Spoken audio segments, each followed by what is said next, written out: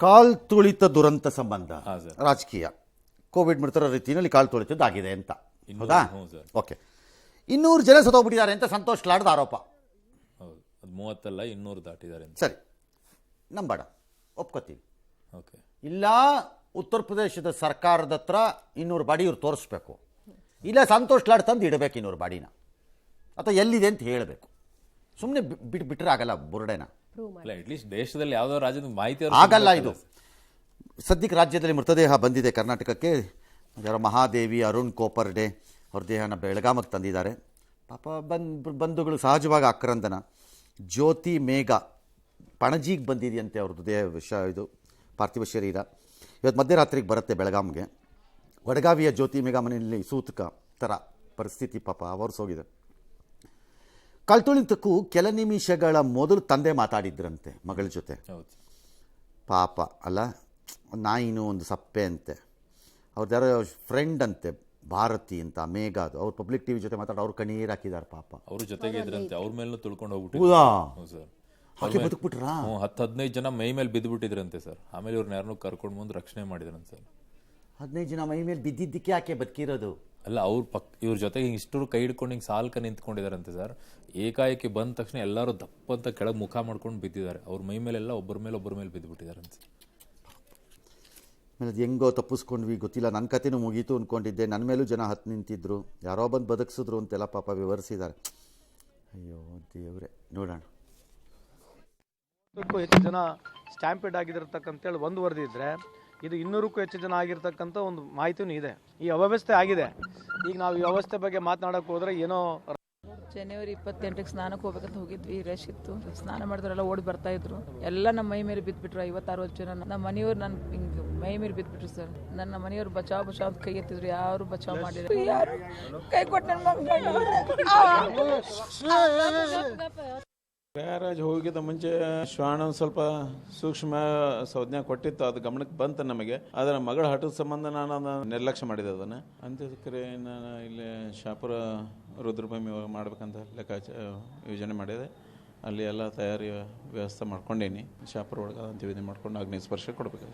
ನೆಲಕ್ಕೆ ಮುಖ ಮಾಡಿ ಬಿದ್ಬಿಟ್ವಿ. ಅದರಲ್ಲಿ ನನ್ನ ಫ್ರೆಂಡು ಸಿಕ್ಕೊಂಡಿದ್ಲು. ಗ್ರೂಪಲ್ಲೇ ಇದ್ವಿ ನಾವೆಲ್ಲ. ಅವ್ರ ತಳ್ಳಾಟದಲ್ಲಿ ನಾವು ಯಾವಾಗ ಬಿಟ್ವಿ ನಮಗೆ ಗೊತ್ತಿಲ್ಲ. ಇಲ್ಲೆಲ್ಲ ಕುತ್ತಿಗೆ ಮೇಲೆಲ್ಲ ಕಾಲಿಟ್ಟು, ಇಲ್ಲೆಲ್ಲ ಕಾಲಿಟ್ಟು, ಇಲ್ಲೆಲ್ಲ ಗಾಯ ಆಗಿದೆ. ನಮ್ಮ ಕೆಳಗಡೆನೂ 1-2 ಬಾಡೀಸ್ ಇದ್ದು, ಅದ್ರ ಮೇಲೆ ನಾವು ಇದ್ವಿ. ನಮ್ಮ ಮೇಲೇನೂ 1-2 ಲೇಯರ್ ಇದ್ದು ಸರ್. ನಮ್ಮ ಮೇಲೆ ಕಾಲಿಟ್ಕೊಂಡು ಅವ್ರ ಬಾಡಿಗಳನ್ನ ಹುಡುಕ್ತಾ ಇದ್ರು. ಬಚಾವ್ ಅಂದ್ರೂ ಯಾರು ಕೇಳ್ತಾ ಇರ್ಲಿಲ್ಲ ಅಲ್ಲಿ. ಮೋಸ್ಟ್ಲಿ ಬಾಟಮಲ್ಲಿ ವೆಯ್ಟ್ ತಡ್ಕೊಂಡಿದ್ದಾಳೆ ಹುಡುಗಿ. ಬಟ್ ಆ ಮೇಲಿನ ಲೇಯರ್ಗೆ ಇಂಪ್ಯಾಕ್ಟ್ಗಳು ಜಾಸ್ತಿ ಆಗಿದೆ. ಕೆಳಗಡೆ ಇದ್ದವರು ಸಂತೋಷ್ ಲಾಡ್ 200 ಬಾಡಿ ಅಂತಾರೆ. 200 ಬಾಡಿ ಎಲ್ಲರೂ ಬರಬೇಕಲ್ಲ. 25 ಲಕ್ಷ ಪರಿಹಾರ ಘೋಷಣೆ ಆದಾಗ ಯಾರು ಔಸ್ ಗಿವ್ಸ್ ಇಡಲ್ಲ ಸಾವನ್ನ. ಎಲ್ಲಾದ್ರೂ ಯಾರು ಔಸ್ ಇಡಲ್ಲ. ಅದು ಎಲ್ಲಿಂದನಾರು ಆಚೆ ಬರ್ಬೇಕು. 25 ಲಕ್ಷ ಸ್ಮಾಲ್ ಅಮೌಂಟ್ ಅಲ್ಲ ಅದು.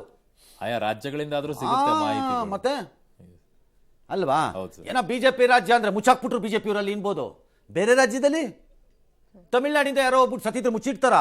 ಇನ್ಫಾರ್ಮೇಶನ್ ಗೊತ್ತಾಗಿ ಇನ್ನ ಹೆಚ್ಚು ರುಬ್ಬುತ್ತಾರೆ ಗೌರ್ಮೆಂಟ್ ಮೇಲೆ. ಅದನ್ನ ಮಿಸ್ ಆಗಿದ್ದಂತೂ ಗೊತ್ತಾಗೇ ಆಗುತ್ತೆ. ಹಂಗೆ ಹೇಳಕ್ಕಾಗಲ್ಲ, ಹಂಗೆ ಹೇಳಲೂಬಾರ್ದು. ಮಿನಿಸ್ಟ್ರುಗಳು ಆ ರೀತಿ ಮಾತಾಡೋದನ್ನ ನಿಲ್ಲಿಸಬೇಕು ಇಂಥ ಘಟನೆಗಳಲ್ಲಿ, ಜವಾಬ್ದಾರಿಯಿಂದ. ಹಾ, ಎಸ್. ಕಾಲ್ತುಳಿತದ ಬಳಿಕ ಹಲವು ಬದಲಾವಣೆ ಮಾಡಿದ್ದಾರೆ. ನಿನ್ನೆ ಮಧ್ಯರಾತ್ರಿ ಯೋಗಿ ಆದಿತ್ಯನಾಥ್ ಅಧಿಕಾರಿಗಳಿಗೆ ಸೂಚನೆಯನ್ನು ಕೊಟ್ಟಿದ್ದಾರೆ. ಇದರ ನಡುವೆಯೂ ಕೂಡ ಕುಂಭಮೇಳದ ಸೆಕ್ಟಾರ್ 2ರಲ್ಲಿ ಅಗ್ನಿ ಅವಘಡ ಸಂಭವಿಸಿತು. 18 ಟೆಂಟ್ ಭಸ್ಮವಾಯಿತು. ಅದೃಷ್ಟವಶಾತ್ ಸಾವು ನೋವು ಸಂಭವಿಸಿಲ್ಲ. ಈ ಮಧ್ಯೆ ಕಾಲ್ತುಳಿತ ದುರಂತದ ಹೊಣೆಯನ್ನ ಯುಪಿ ಸರ್ಕಾರ ಹೊತ್ಕೋಬೇಕು ಅಂತ ಸುಪ್ರೀಂ ಕೋರ್ಟ್ನಲ್ಲಿ PIL ದಾಖಲಾಗಿದೆ. ಸೊ ಕಾಲ್ತುಳಿತದ ದುರಂತದ ಎಫೆಕ್ಟ್ ಏನಾಗಿದೆ? ಹೊಸ ರೂಲ್ಸ್ ಅನ್ನ ತರ್ತಾ ಇದ್ದಾರಂತೆ. ಏನು ಹೊಸ ರೂಲ್ಸು? VVIP ಸ್ಪೆಷಲ್ ಪಾಸ್ ರದ್ದು, ಜೊತೆಗೆ ಕುಂಭಮೇಳ ಈಗ ನೋ ವೆಹಿಕಲ್ ಝೋನು, ನೆರೆಹೊರೆಯ ಜಿಲ್ಲೆಗಳ ವಾಹನಗಳಿಗೆ ಗಡಿಯಲ್ಲೇ ತಡೆಯನ್ನು ಕೊಡೋದು, ಪ್ರಯಾಗ್ರಾಜ್ಗೆ 4 ಚಕ್ರದ ವಾಹನ ಎಂಟ್ರಿಗೆ ನಿಷೇಧ, 1 ವೇ ರೂಟ್ ಟ್ರಾಫಿಕ್ ನಿಯಮ ಜಾರಿಯನ್ನು ಮಾಡ್ತಾರೆ. ಟ್ರಾಫಿಕ್ ನಿರ್ವಹಣೆಗಾಗಿ ಬೀದಿ ಬದಿಯ ವ್ಯಾಪಾರಿಗಳನ್ನು ಎತ್ತಂಗಡಿಯನ್ನು ಮಾಡೋದು, ಕುಂಭಮೇಳ ಪ್ರದೇಶದಲ್ಲಿ ಪೊಲೀಸ್ ಗಸ್ತನ್ನ ಹೆಚ್ಚಳವನ್ನ ಮಾಡೋದು. ಎಲ್ಲರೂ ಮಾಡ್ತಾರೆ. ಇವರೇ ಜವಾಬ್ದಾರಿ. ಮಾರಲಿ ಗೌರ್ನಮೆಂಟ್ಗಳೇ ಜವಾಬ್ದಾರಿ ನಿಭಾಯಿಸ್ತಾರೆ. ಮಾರಲಿ ಅಲ್ಲದೆ ಇರೋದಲ್ಲ ಅದು. ಎಕ್ಸಾಕ್ಟ್ಲಿ ಯುಪಿ ಸರ್ಕಾರನೇ ಅಂತಂತಂದ್ರೆ ನಾಳೆ ಎಲ್ಲ ಕಡೆ ಆದಾಗ್ಲೂ ಆಯಾ ಸರ್ಕಾರಗಳೇ ಬಂದ್ಬಿಡುತ್ತೆ. ಯಾರು ಬಯಸಿರಲ್ಲ ಸರ್. ಎಲ್ಲರೂ but morally they are responsible, ಅನುಮಾನ ಇಲ್ಲ. ಸರ್ಕಾರ ಜಾಬ್ ಹೌದು, ತಗೊಳ್ಬೇಕು. ತಗೋಬೇಕು. ಎಸ್. ಎಸ್. ಇನ್ನು ಕುಂಭಮೇಳ ಪುಣ್ಯಸ್ನಾನದ ಬಗ್ಗೆ ಟೀಕಿಸಿದ ಎಐಸಿ ಅಧ್ಯಕ್ಷರ ವಿರುದ್ಧ ಬಿಜೆಪಿ ಆಕ್ರೋಶ ಮುಂದುವರೆದಿದೆ. ಕುಂಭಮೇಳ ಟೀಕಿಸ್ತಾ ಇರುವಂತಹ ಕಾಂಗ್ರೆಸ್ ನಾಯಕರೆಲ್ಲ ಅಯೋಗ್ಯರು ಅಂತ ವಿಜೇಂದ್ರ ಕಿಡಿಕಾರಿದ್ದಾರೆ. ಹಿಂದೂಗಳ ಭಾವನೆಗೆ ಧಕ್ಕೆ ತರುವುದೇ ಕಾಂಗ್ರೆಸ್ನವರ ಉದ್ದೇಶ ಅಂತ ವಾಗ್ದಾಳಿ. ಮೆಕ್ಕಾ ಮದೀನಾಗೆ ಹೋಗು ಬರುವಂತವ್ರ ಬಗ್ಗೆ ತಾಕತ್ತಿದ್ರೆ ಖರ್ಗೆ ಮಾತಾಡಲಿ ಅಂತ ಈಶ್ವರಪ್ಪನವ್ರ ಸವಾಲು. ಮುಸ್ಲಿಂ ವೋಟ್ ಬ್ಯಾಂಕ್ಗೆ ಕೀಳುಮಟ್ಟಕ್ಕೆ ಇಳಿಬೇಡಿ ಅಂತ ಆಕ್ರೋಶ. ಇನ್ನು ಗಾಂಧಿ ಪುಣ್ಯಸ್ಮರಣೆ ಕಾರ್ಯಕ್ರಮದಲ್ಲಿ ಬಿಜೆಪಿಗರ ವಿರುದ್ಧ ಸಿಎಂ ವಾಕ್ ಪ್ರಹಾರ ನಡೆಸಿದ್ದಾರೆ. ಅವ್ರೇನ್ ಹೇಳ್ತಾರಂದ್ರೆ, ಬಿಜೆಪಿಯವರು ಮತಾಂಧರು, ಗಾಂಧಿ ಕೊಂದವರು ಬಿಜೆಪಿ ಆರ್ಎಸ್ಎಸ್ನವರು ಆರಾಧಿಸ್ತಾರೆ, ಹಿಂದೂ ರಾಷ್ಟ್ರ ಮಾಡೋಕೆ ಹೊರಟಿದ್ದಾರೆ ಅಂತೆಲ್ಲ ಅವರ ಆರೋಪ.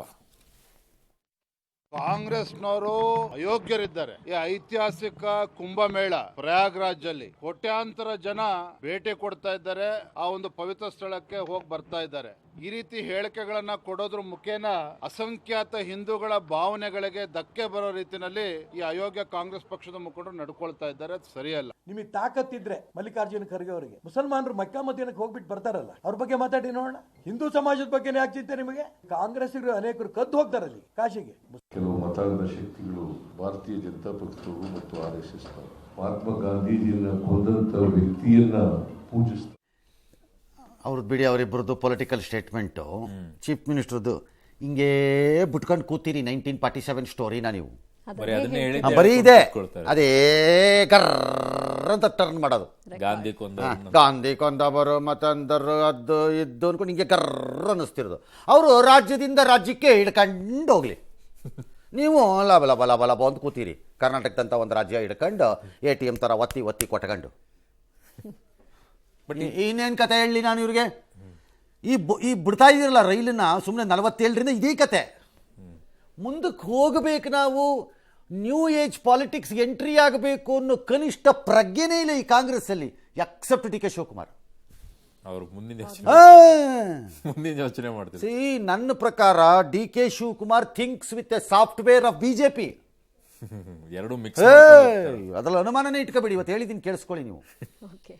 DK ಶಿವಕುಮಾರ್ ವರ್ಕಿಂಗ್ ಸ್ಟೈಲ್ ಇದೆಯಲ್ಲ, ಅದರದ್ದು ಸಾಫ್ಟ್ವೇರು ನನಗೆ ಅಮಿತ್ ಶಾ ಮೋದಿ ಇದೆ ಕಂಡಂಗೆ ಕಾಣುತ್ತೆ. ಅದನ್ನೇ ಹಾರ್ಡ್ವೇರ್ DK ಶಿವಕುಮಾರ್ ಕಾಂಗ್ರೆಸ್ ಅಷ್ಟೇ, ಅದು ಸಾಫ್ಟ್ವೇರ್ ಅಲ್ಲಿ ಕಾಣಿಸ್ತಿದೆ ನನಗೆ. ಓಕೆ, ಬಟ್ ಈ ಮಾತು ಎತ್ತಿದಾಗ ಹಿಂದೂ ರಾಷ್ಟ್ರ ಸುಮ್ಮನೆ ಇದೇ ಬಿಡೋದು. ಅವ್ರು ರಾಜ್ಯದಿಂದ ರಾಜ್ಯಕ್ಕೆ ಹಿಡ್ಕೊಂಡು ಹೋಗ್ತಾರೆ. ಮತ್ತು ಅಂದರು ಒಂದು ಗೊಡ್ಸೆ ಅನ್ನೋದು, ಮಹಾರಾಷ್ಟ್ರ ಉಪ್ಪಿನಕಾಯಿ ಹಾಕೊಂಡು ನೆಕ್ಕಿ, ಈಗ ಹರಿಯಾಣ ಹಾಕಿ ರಾಜ್ಯದಿಂದ ರಾಜ್ಯಕ್ಕೆ ಕಾಣೆ ಆಗೋಗ್ತಾ ಇದ್ದೀರಿ. ಅದೇ ಬಿಟ್ಕೊಂಡು ಓಡಾಡ್ತಿರ್ತೀರಿ ಸುಮ್ಮನೆ. ಸೇಮ್ ಲೆಫ್ಟ್ ಪಾರ್ಟಿಗಳು ಮಾಡಿದ್ದಿದ್ದು. ಮಾತು ಮೈಕ್ ಸಿಕ್ಕರು ಸಾಕು, ಬಂಡವಾಳಶಾಹಿಗಳ ವಿರುದ್ಧ WTO, WHO, YO, WXO ಅನ್ಕೊಂಡು ಬರೀ ಹೇಳ್ತಾನೇ ಇದ್ರು. ಹೇಳಿ ಹೇಳಿ ಹೇಳಿ ಹೋಗ್ಬಿಟ್ರು.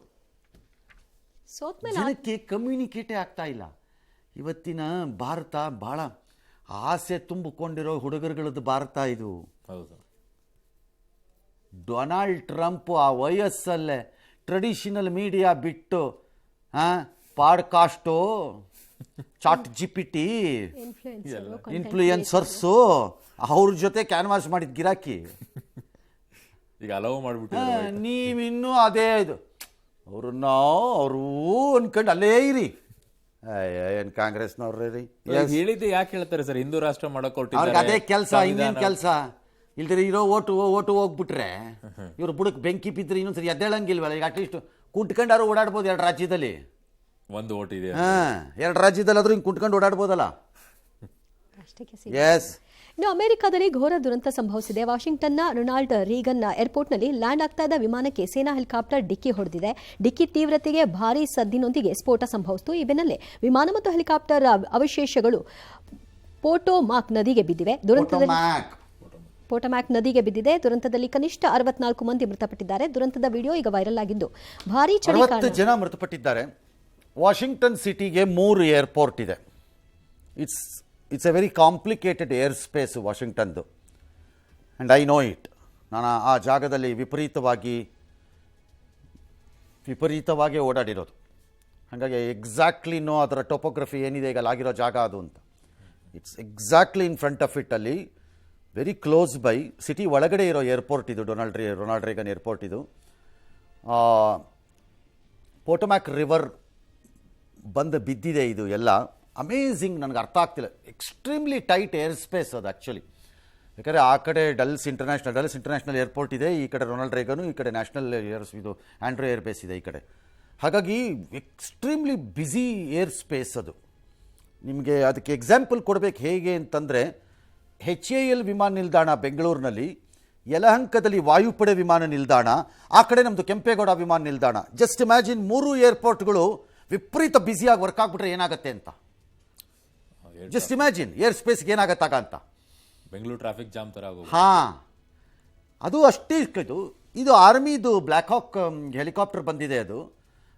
ಅದು ಹೇಗೆ ಸೇಮ್ ಎಲ್ಲ ವಿಮಾನಗಳಿಗೂ ನಮ್ಮ ನಮ್ಮ ನಮ್ಮ ರಾಷ್ಟ್ರೀಯ ಹೆದ್ದಾರಿಗಳನ್ನು ಹೇಗೆ ಮಾಡ್ಕೊಂಡಿದ್ದೀವೋ, NH, ರಾಷ್ಟ್ರೀಯ ಹೆದ್ದಾರಿ 7, ರಾಷ್ಟ್ರೀಯ ಹೆದ್ದಾರಿ 4, ರಾಷ್ಟ್ರೀಯ ಹೆದ್ದಾರಿ 3 ಅಂತ ಹೆಂಗೆ ಮಾಡ್ಕೊಂಡಿದ್ದೀವೋ, ಹಾಗೆ ಆಗಸದಲ್ಲಿ ಹೆದ್ದಾರಿಗಳಿವೆ.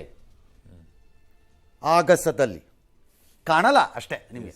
ಅದು ಆಲ್ಟಿಟ್ಯೂಡ್ಗಳಲ್ಲಿ ಹೇಳಿರ್ತಾರೆ ಅದನ್ನು, ಈ ಹೈಟಲ್ಲಿ ಇವರು ಹೋಗಬೇಕು ಅನ್ನೋದಕ್ಕೆ. ಅದು ಹೆದ್ದಾರಿಗಳೇ, ಅದನ್ನು ಬದಲಾಯಿಸಕ್ಕೆ ಬರಲ್ಲ. ಅಲ್ಲಿ ಗೋಡ ಮೈದಾನೆ ನನಗೆ ಅವನು ಆಕಾಶದಲ್ಲಿ ಕೇಳಕ್ಕೆ ಅಂತ ಡೈ ಅಂತ ಕಿರೀಶನ್ ಹೋಗಕ್ಕೆ ಬರಲ್ಲ. ಅದೇನಿದ್ರು ಬರೀ ವೀಲಿ ಮಾಡೋ ಬೆಂಗಳೂರು ಹುಡುಗರ ಕತೆ. ಹೇಗಾಯಿತು ಅಂತ ಅಮೇಝಿಂಗ್, ನನಗೆ ಅರ್ಥ ಆಗ್ತಿಲ್ಲ. ಯಾರೂ ಬದುಕಿಲ್ಲ, ಎವ್ರಿ ಒನ್ ಹ್ಯಾಸ್ ಡೈಡ್. ನಾನು ಡೈಲಿ ವಾಕ್ ಮಾಡ್ತಾ ಇದ್ದೆ ಆ ಜಾಗದಲ್ಲಿ, ಎವ್ರಿ ಡೇ ಇಷ್ಟು ವಾಕ್ ದೇರ್ ಅಲ್ಲಿದ್ದಾಗ.